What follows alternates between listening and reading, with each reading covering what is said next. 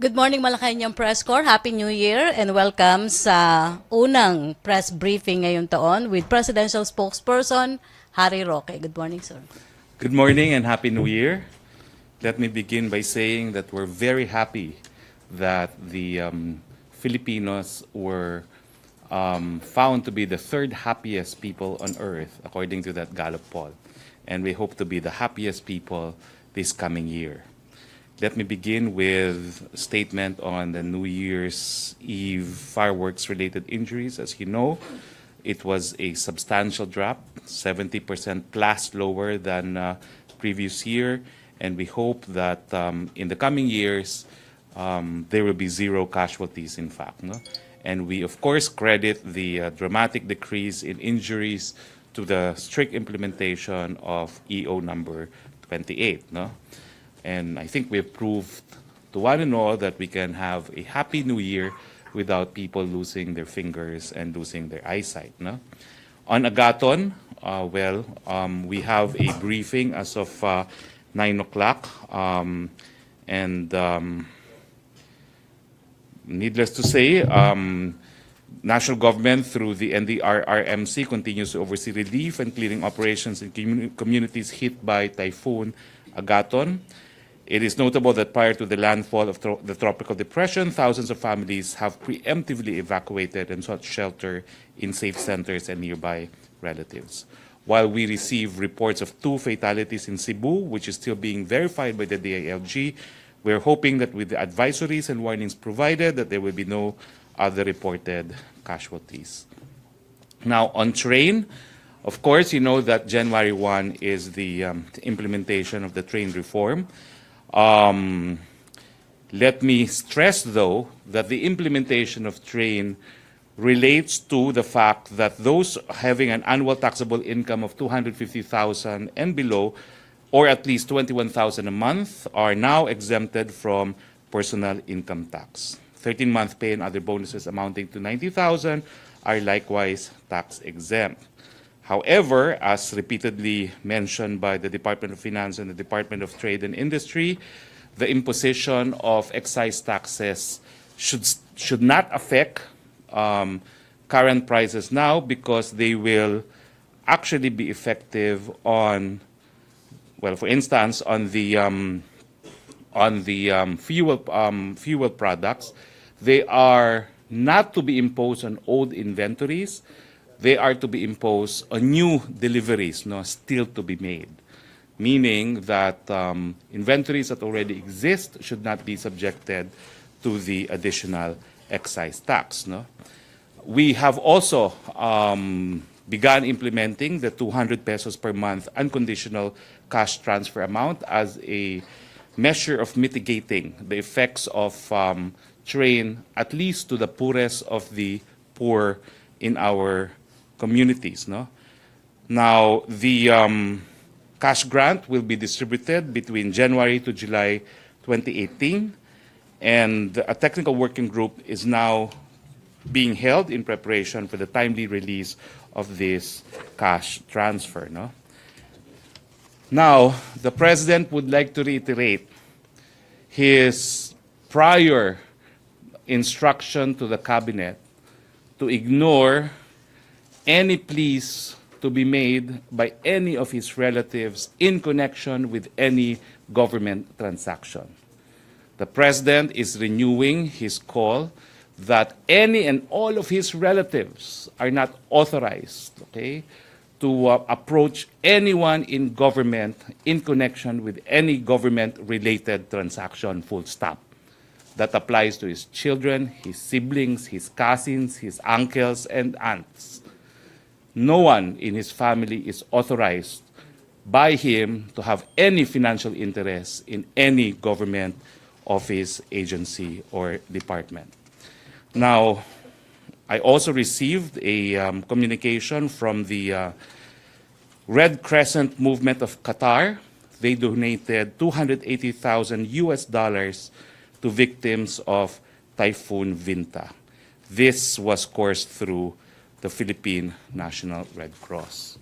Also, as of 7 o'clock this morning, I read a text instructing me to hold in abeyance announcement of who it is that the President will sack next. Of course, this is not the first time it has happened. When he announced that he will fire an entire commission, he did not mention which commission first, and it took a couple of days before I was authorized to make the announcement. So although I was directed to announce as early as January 30, the instruction was to announce in our next press briefing, which is today. But of course, at the beginning of the day, I was asked to defer with the said announcement. Questions?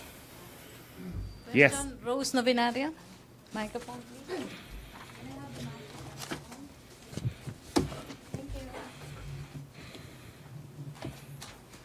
Good morning, sir. Sir, ano po yung dahilan bakit pinigil ni Presidente yung pag-aanunsyo nyo nung sisibakin na opisyal ng gobyerno? No reason cited, other than please hold in abeyance announcement. May nabanggit po kayo sa isang radio interview kanina umaga na may connection ito sa legislative franchise? Hindi, ng isang- well, it was legal basis, yes. This was not coming from the President, but coming from PMS. This explanation, all that I received was to hold in abeyance, but when I inquired from PMS, what they said was they gave the President a copy of the legislative charter of the agency headed by the officer, no? And the President was reviewing the legislative charter of that agency. Thank you, sir. Okay, follow up. Other issue? Follow up? Other issue. Henry Uri to be followed by Vic Suminta. Happy New Year and Happy New Year. good afternoon, Secretary. Masaya ang mga Pilipino, kabilang ang Pilipinas sa pinakamasayang bansa sa buong daigdig. Pero sasaya ba kami sa MRT? Wala na ba kaming mararanasang pagtirik at aberya? Well, ginagawa po ng lahat ng gobyerno, no, para mas mapabuti ang pagtakbo ng MRT. Ulitin ko, ang problema lang naman po yung MRT sa EDSA. No? Wala naman po tayo naririnig na problema dun sa ilang mga tren natin along Taft Avenue and doon po sa dalawa pang linya, no? Sa Aurora Boulevard at saka dun sa connecting MRT with Taft Avenue. No? Ano po ang pinakahuling direktiba ng Pangulo sa DOTR tungkol sa mabilis na pagsasaayos nito? Well, gawin ang lahat na kinakailangan. Ang huling deklarasyon po ng ating DOTR, pinalitan na nila yung kanilang maintenance contractor. No? At ngayon po, ang nagpapatakbo ng MRT na yan ay ang gobyerno mismo. Wala po muna silang contractor habang hindi pa naibabalik yung Sumitomo ata. So, walang posibilidad na maibalik ko yung Sumitomo? Well, alam ko po, patuloy ang pag-uusap nila, no, na maibalik ang Sumitomo. At kahit sino naman po pumasok dyan, no, tingin ko, Sumitomo will be the preferred maintenance. At nagsalita na po ang DOTR nung nakaraan na nais nga nilang maibalik ang Sumitomo dyan. Speaking of maintenance provider, how true is it na mayroong mga iba pang mga kumpanya, may iba pang mga foreign company na gustong makilahok at pumasok dito sa maintenance and operations nitong MRT? Can you give me more data, more information on this? Parang meron yata may nabasa ako na isang Spanish company or provider company na gusto hong pumasok dito. Nakarating na ho ba ito sa palasyo? Anong estado na ho nito? Well, I'm not sure, no, but I will inquire immediately after. The President will already be in the palace, and I will inquire from him if he knows about a Spanish company that wants to enter as well. No? Thank you, sir. May follow-up sa MRT? May follow-up lang si Dexter Ganibe sa tanong ni Rose. Microphone, please. Secretary, good morning. Sec, follow-up lang doon sa naunang tanong ni Rose Novenario. Sir, linawin na natin, yung i-anunsyo nyo po ba ay nasibak na or sisibakin pa lang? Wala pa. Wala pa, no? I was tasked to announce that that he was terminated. Oops. Ay, talaga, ang galing nyo. Okay, but anyway, I didn't say anything Terminated about identity. na po. No, well, no. But I do not know now because the instruction was completely not to announce anything. So, ibig pong sabihin, I do not know. hanggat I- hindi na-anunsyo yung kanyang Hanggang pagkasibak hindi ay po mananatili siya. na-anunsyo, hindi pa siya nasisibak. Okay. I will concede this much, no, na I know that there was a legal written document already being prepared, but I guess even that is held in abeyance. So, yung legislative franchises po, kasama Hindi siya din- franchise, legislative charter of the charter agency. of the agency. Ibig sabihin, Yung batas na bumuo ng Na ahensya, lumilikha ng pinag-aaralan ni Presidente ngayon. ito po ba ay maglalagay sa alanganin kapag hindi na si Bakat napalitan sa pwesto pagdating sa supply ng kuryente sa bansa sa mga susunod na buwan? Hindi naman po. Hindi naman. Kasi wala naman pong dapat sibakin doon sa sinasabi mong ahensya. Suspendido na po nga sila no? Ang problema, anong gagawin pagkatapos? No? Pero pinag-aaralan pa po yan ng Office of the Executive Secretary. Okay. If you're referring to the ERC. Yes, sir. Thank you, Dexter. Follow-up, Ina Andolong, CNN Philippines. Hi, sir. Sir, Hi, pero Ina. nabanggit ninyo ngayon lang, he was terminated. So ngayon, it's unclear for now if binawi yun. Well, I do not know because unless the document is signed, anything can be changed. No? So, actually, I want to come up with a policy now na when we announce, there should be a written document. But who am I? No? When I'm ordered to announce, I will announce. But since I was ordered not to announce anything, I'm not announcing anything. Sir, dun sa isang interview this morning, nabanggit ninyo, kasi some are suspecting that it might be a PCSO official because of the recent controversy or issue na nalutang doon recently. But you mentioned that the President already talked to both officials involved. He knows about the issues. I have confirmed that he knows about the issue.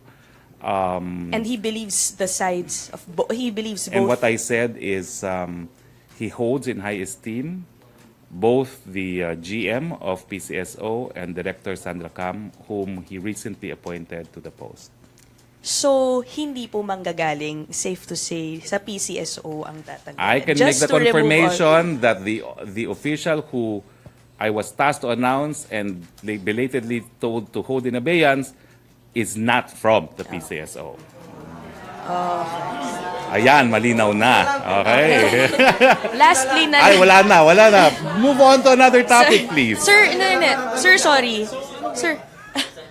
Sir, hindi pa po ako tapos. Last na lang. Doon sa announcement niyo kanina, yung reminder po ni Pangulo doon sa government officials not to consider any pleas from relatives. Does this baka lang has anything to do with the official to be fired? Hindi naman po siya involved. Wala sa naman po. Okay. No? Although, actually, again, in the spirit of transparency, this was also relayed to me on the 30th to be announced on our next press briefing. No? So kung natuloy ang press briefing last January 1, I would have said the same thing, that the President is renewing his call to everyone in government that anyone who uses his name, be it relatives or friends, do not have any authority to use his name. Why the need to renew this, sir? Did he discover any or find out any high-ranking official using his position to accommodate relatives? Unfortunately, between the 23rd and now, I haven't seen the President. So this is something that was just relayed to me. But I'm seeing him this afternoon. Thank you, sir. Okay. Vic Sumintak?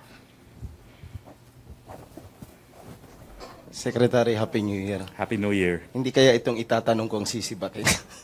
Sir, there was this complaint against Marina Administrator Marcial Quirico Amaro III by the agency's employees. Has the President seen the complaint? And if he has he given any directive or action on the complaint? Because based on the complaint, Mr. Amaro traveled more times than Chairman Ridon of PCUP, 11 trips for Mr. Amaro in 2017 compared to 7 for Chairman Ridon. What is your question? Nakita na ba ni Presidente yung reklamo ng mga empleyado? Yes. May action ba na ginawang Pangulo? Any directives para... None so far. That's the answer. So, can you Kayo confirm? process of elimination kayo ha. Alam mo, di ko alam ha. Hello, in court that would be leading, Your Honor. Pero pinaimbestigahan na ni Presidente. I think he is always looking. He always looks at all complaints received by the Office of the President. Sir, totoo ba nung ma-appoint daw itong si Mr. Amaro, ang kanyang backer ay si Dennis Uy ng Phoenix Petroleum? I have no knowledge, but I confirm that that was in the letter of complaint. Okay, thank you. Vic Yeah, thank you. Sumintak, Pia Ranyada. Other issue na yan? Ay, hindi. Pero may other issue after. Sir, just to follow up, this official who will be sacked, is he being sacked because of corruption, conflict of interest, or mga junkets na naman? Like all presidential appointees, he's being sacked, or I do not know if he's still going to be sacked because of loss of trust and confidence. I repeat, presidential appointees serve at the pleasure of the president. The president does not even need to cite any good cause because that is the nature of a presidential appointment. Sir, loss of trust and confidence because of corruption, conflict of interest, any of those things? Or it's just plainly The president loss is of always trust? guided by the Constitution, no? That government officials must serve the republic, that they must lead modest lives, that they must comply with the laws against graft and corruption. So he's just implementing all the public laws affecting public officials. Sir, next question, just on the use of Facebook by the Duterte campaign. I just want to get a statement from Malacanang. So is the Duterte administration, now in power after elections, continuing to use Facebook in the manner it had used during the campaign, meaning funding trolls and maybe even skewing certain mga discourse online through fake accounts? Well, number one, as I have mentioned in, I think, a printed statement, no, because this is our first press briefing, all the candidates utilize Facebook. No, sir, I'm asking about after elections. Well, okay, during the elections, all the candidates utilized Facebook. We have today an assistant secretary for social media, who, as you know, is Assistant Secretary Mocha Uson. So we continue to utilize social media in promoting the accomplishments and the messages of the administration. Obviously, we don't use it for partisan or political purposes because there's no elections until 2022. Sir, just to be clear about it, does the administration pay for trolls and fake news sites? No, definitely not. If trolls are paid by government, they wouldn't have attacked me in the first place. Sir, how then do you explain the majority of the presence of a lot of accounts, fake news trolls who are very vocal supporters of the government, but also very harsh attackers of the administration's critics? You find trolls of this nature also on the other side of the political fence, defending the prior administration, attacking this administration. But this has I can assure this does you not have the blessing that of there the is no administration. budgetary line item for payment of trolls in the social media as far as this administration is concerned. And again, I can only point to myself as living proof that there cannot be any official funding or even sanction on the activities of pro-Duterte trolls, because as I said, had this been the case, then we would have prevented the vicious attacks against me. Sir, lastly, in a radio interview, you mentioned that the president will make trips to South Korea, Israel, and India. I believe the India visit will be an ASEAN summit event. How about, sir, the visits to South Korea and Israel? Well, I think these are planned visits so far. It's being discussed between the Department of Foreign Affairs and the countries that have invited the president. It's not yet definite, but I know that it has been mentioned. No? And these visits, of course, will have very specific goals. And part of a state visit or a working visit is always to promote trade and investments as far as the Philippines is concerned. Okay. Could we just know what months these trips will happen? No months yet, no? The only thing I know is that this January is the ASEAN-India Summit, no? And I think it is on the 24th, if I'm not mistaken. Okay, thank you, PM. Cedric, to be followed by Benji and then Laila. Happy New Year, sir. Happy New Year. Sir, in anticipation of the possible negative effects of train or the tax reform law, may mga petitions po na nagsaservice or yung intention to petition, particularly, sir, sa transport sector. May we get the palace's What reaction petition, on this? please? Can we be more Yung specific? i-raise to 12 pesos yung particularly sa jeep po, yung pamasahe. How do we appease or how does the government plan to appease the public? Kasi may mga ganito anticipation na masyado na magiging mataas yung presyo kung mapagbibigyan yung petition, sir? It's up to the administrative agencies concerned to rule on these petitions. No, it's not the president himself that rules on these petitions. They would have to go to the LTFRB, no, if they want to petition. Ang sinasabi kasi, sir, particularly ng mga drivers, is parang sila naman yung on the receiving end ng adverse effect ng tax reform law. And being citizens, parang hindi naman daw sila medyo hindi fair. Well, I do not know about whether there is empirical evidence, no, that majority of our jeepney drivers have this concern. But what I can say is that the proceeds of train will go back to the people in terms of infrastructure that is expected to have a stimulant effect on the economy, Sir, which will benefit everyone. Sir, your thoughts din po kasi may analysis na 6 million yung may exempt mo from paying taxes, but 80 million naman daw will bear the brunt or the negative effect nung anticipated negative effect ng tax reform law, sir. Well, someone has to pay for build that will produce positive effects for everyone, and of course, it is done through taxes. No, taxation is one of the 3 inherent powers of the state, and for as long as it is approved by the people's representatives, which is Congress, it is acceptable in a democratic state. Sir, on another matter, Speaker Alvarez, sir, said na one of the possible scenarios in 2019 may be no election if we can push if the government can push through with the federalism, sir. What is the palace's reaction on this? Again, the president always looks to the Constitution as his guiding document. The Constitution sets the date for the next elections in 2019. So unless the Constitution is amended ahead of the 2019 elections, it will have to push through. Thanks, sir.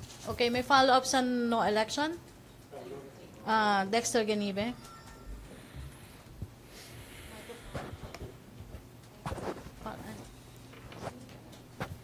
Sir, sabi ng House Speaker, possible ang no election 2019, pero ayon kay SP, Senate President, pwede din naman daw ituloy kahit may mangyayaring transition kung sakaling mang maipush yung federal system.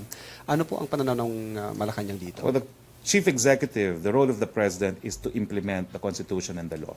As I said, it is a Constitution that sets when the next election is. The law required of Congress for election purposes will only enable the spending of public funds in that regard. No? So unless the Constitution is amended, which includes being ratified by the people prior to the date set in the Constitution, elections will have to push through. Okay, thank you. Copy. Dexter, sa train, si Pia Gutierrez. Microphone, Pia Gutierrez. Thank you, Benji.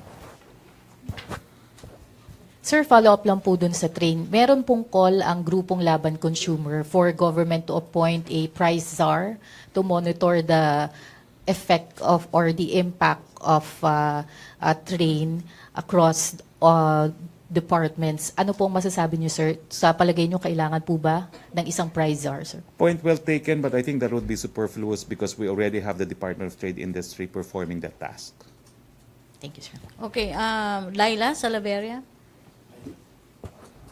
Morning, sir. On Yes, good morning. the entry of a third telco player, according to Secretary Andanar, the role is open to other foreign players. Given that the president specifically offered the slot to China, will it be acceptable to him if another foreign player gets the Let role? me be clear on this. No? The offer to China was made in a bilateral talk between the president and the Chinese premier. It appears to have been accepted because the Chinese government nominated China Telecoms. No? Now, we do not know if it will actually push through. As you know, the devil is always in the details. Now, I'm sure the Chinese side has been informed that we will have to comply with the constitutional provision that Chinese ownership will be limited to 40%, no?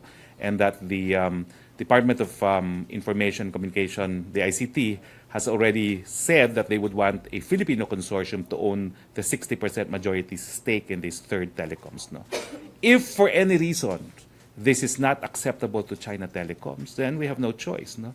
We gave China the option, but if this is not acceptable to it, unfortunately, we will have to look for other players because we will have to honor what the Constitution provides, 60-40 in terms of owning a telecoms company. But there are no indications that China Telecom does not want to push through with the project. But unless it's actually up and going, I guess there is always a possibility that others may be involved. If for any reason China Telecoms or China decides not to push through with their commitment to start a third telecoms company.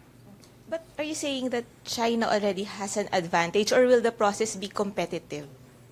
No, I mean, right now, because it was offered and accepted, we will honor our word. But as I said, if for any reason China Telecoms or any company nominated by the Chinese government finds the 60-40 requirement in the Constitution to be unacceptable, then of course, that will give us now the option to offer it to other companies. So parang China is the first option, and only if they refuse to comply with the provisions. That's my understanding, no? Because it was formally offered in a bilateral talk between the Chinese premier and the Philippine president, and they have since nominated China Telecoms. So wala talagang competition, sir. Walang competitive bidding in a sense. Well, as far as the 40% stake is concerned, they have to comply with the Philippine Constitution. They will have to partner with Filipino companies with an existing franchise, because otherwise they would have to go to Congress for another franchise. But it will be China. So far as I know, it has been offered to China.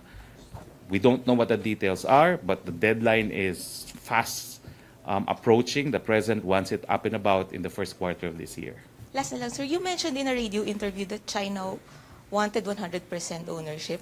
Can you tell us more about that? No, they did not want it. I was just observing that in the past, and this is prior to my stint as presidential spokesperson, one difficulty encountered by Chinese companies is they're not used to not owning an investment 100%. Okay, so I do not know if this is applicable to China Telecoms. I did not say it in relation to China Telecoms, but in general, I know as a private practitioner in the past that Chinese state-owned companies are always uncomfortable with not having 100% or majority stake. But as I said, that does not apply to China Telecom. I have no personal information that applies to China Telecoms. Okay, follow-up. Ace, last four Ace, then Benji, Salarina, and last Rose. Secretary, clarification. So there will only be a bidding for frequency kung hindi nagkasundo yung Philippines at China sa details. Tama po ba? Bidding for frequencies, well, I do not see. It is the Filipino corporation that will be awarded the frequency, and I know right now that there's some frequency that could be awarded to them through tender, no. So it's not as if we're offering the frequency to a Chinese corporation. We're offering that frequency to a Filipino corporation because it's a 60-40 enterprise. So, okay, clarification. So if magkakaroon lamang ng openness sa ibang companies pag hindi nag-work out yung sa China, tama Yes, po? if for any reason China Telecoms or China itself decides not to push through with the third telecoms, of course, we have the option to offer it to other companies. Thank you, from other Secretary. countries. Thank you, Ace. Benji Liwanag. Happy New Year, sir. Happy New Year, Benji. Sir, with regards with the Naliligaw ka, Benji, ah. reliever, alam niyo naman. Okay. Oo nga. With regards dun pa rin sa Philippine National Police, may sinabi po si Pangulo na may mga sisibakin siyang superintendents, which is colonel. Can you have Malapit can you na po give us yan. an update? on Remember, over the break, no less than General Bato also made a similar statement that I have made. This is really the officers where we're just observing due process because they're not all presidential appointees. No? So we have to comply also with the PNP law. Okay. So we're in the process of completing with all requirements before we make the announcement of who they are. Mauuna po kaya ito before yung presidential appointment? When I was tasked to make the announcement earlier, there was also mention of this, that it's going to come out soon. They're almost done. And the President would want to announce it as soon as possible to send the message to the police that while the President stands by them when they are in the lawful discharge of their duties, when they are not, the President will be the first to discipline them. So, kailan po ito, Secretary? No time frame was given, but I was made to understand it will be very soon. Okay. Next Tuesday will be the Nazareno. Any updates on the security, especially pagka Nazareno po, meron tayong problema. Nagtatanggal tayo ng Cell linya site. ng komunikasyon, cell sites, and also security. Are there any threats coming from any group, Secretary? Well, I don't think there's any extraordinary threat. No, we will exercise the same kind of diligence that we have done in the past. This is already the second Nazareno for this administration, and we know how to maintain peace and order in the Nazareno festivities. Okay, thank you very much. Okay, last three. Celerina? Good morning, sir. Regarding the President's reminder dun sa mga relatives niya, so how would you reconcile, like, in the case of the son-in-law, Attorney Manasseh Carpio, kasi somewhat, he was, or he's the lawyer of, like, one of the companies dealing with the government. So, paano po isa-separate yung ganun? Na hindi magkakaroon, like, ng influence peddling? Well, I guess if he performs his duties pursuant to the rules of legal ethics, there should be no problems. No? But it's very clear in the rules of legal ethics that one should not take advantage also of any position, no? In the discharge of functions of a lawyer. And the President trusts that Attorney Carpio is familiar with these canons of legal ethics. Sir, on another issue, the foreign minister of Indonesia will be having her courtesy call with the President this afternoon. May we know what's the purpose of her visit and what could be the discussion during the courtesy call? Well, I do know also only about the schedule, and that's when I will see the President next. But I do not know the agenda. But the schedule described it as a courtesy call. So it's a courtesy call. Okay, thank you, Celerina. Inan Dulong, microphone with Ace.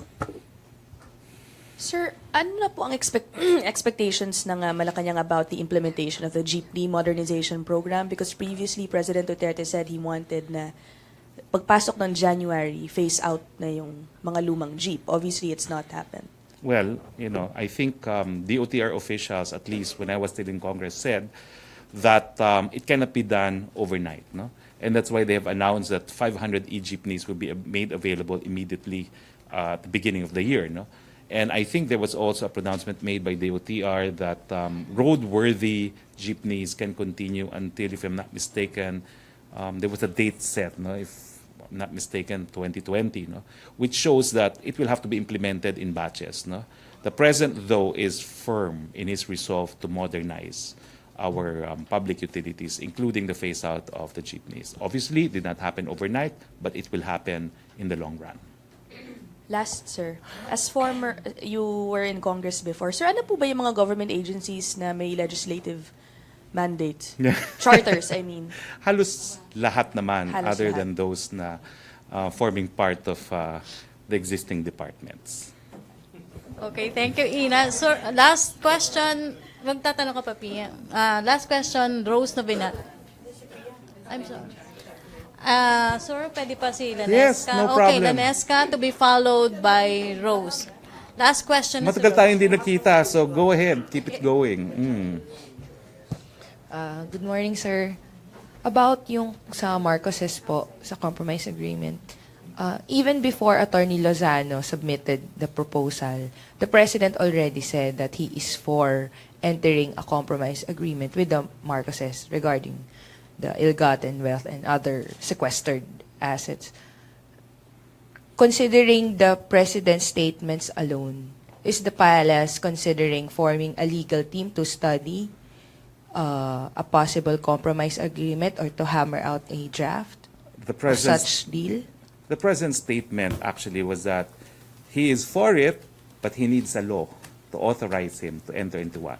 So, just to complete the presidential position on the matter, while he's for it, it appears that his hands are tied unless there is a law authorizing him to enter into such a compromise agreement. Sir, follow up on the same issue. So as it is, sir, there is no legal basis Correct. for because in us fact- to enter a compromise Correct. agreement with the Marcoses. Correct, because we have criminal laws penalizing plunder, and it would be contrary to law to enter into a compromise agreement, no? Except under exceptions already identified by the Supreme Court. No? But as far as the position of the President is concerned, he needs a law. Okay, thank you, Lanesca. Last question, sir. Rose. And in fact, Attorney Lozano also appended the draft law, indicating that although the Marcoses have not given him any authority to submit the compromise agreement to Malacanang, he himself agrees with the position of the President that the law is indispensable. Good morning uli, sir. Sir, bago nagbagong taon, may Person of the Year Award si Presidente galing sa OCCR, isang NGO funded by American-Hungarian billionaire George Soros. At the same time po, parang nagkaroon po ng mga pahayag din si UN Special Rapporteur Agnes Callamard. Sa tingin po ba ninyo may kaugnayan ito dahil may ulat po na si Agnes Callamard daw po ay isang Soros agent na nasabay po dun sa pagbibigay po ng Person of the Year Award ng OCCR na isang Soros-funded NGO rin po? Well, in the first place, we don't want to give any credence to that award because no one knows what that award is. Have you heard of it prior to this year? We've never heard of it. It's not as if it has the status of the Nobel Prize. So initially, our position is just to ignore it because anyone can come up with awards, and I can come up with an award for Agnes Callamard if I wanted to, but I don't have the time. But anyway, as far as Agnes Callamard is concerned, I continue to await for her response. Okay, kasi po last year sa speech po ni Presidente, may sinabi po siya na si George Soros daw po yung nagpopondo ng mga NGOs na umaatake sa kanyang administrasyon. Well, I think it's a fact that the Open Society Institute does fund quite a number of NGOs. No? Is Agnes Callamard identified with the OSI? As a matter of fact, yes. I think Agnes Callamard will not deny that she was appointed to her post, largely also because of her connection with the Open Society Institute. Anong hindi pa sure? So that's just a fact. Now, as to Agnes Callamard's statement that I heard in saying that the two Filipina rapporteurs were elected, I think the fact that they have to be appointed by the UN Human Rights Council, constituting of at least 38 members, if I'm not mistaken, shows that there's a process by which a person is appointed, and that includes the consent of the members of the UN Human Rights Council. It's horse trading at its best at the UN. But the process always begins with a state nominating anyone for any UN post. I will have more on this, maybe tomorrow or next week. Thank you, sir. I will fully document my statement that they are partisan. Yes. Okay. Thank you, Rose. Pia, may question? No more? Okay, thank you, Malacanang Press Corps. Thank you very much. Enjoy your lunch. Happy New Year. Thank you, Presidential Spokesperson Harry Roque. Thank you, Malacanang Press Corps. Back to our main studio sa Radyo Pilipinas and People's Television.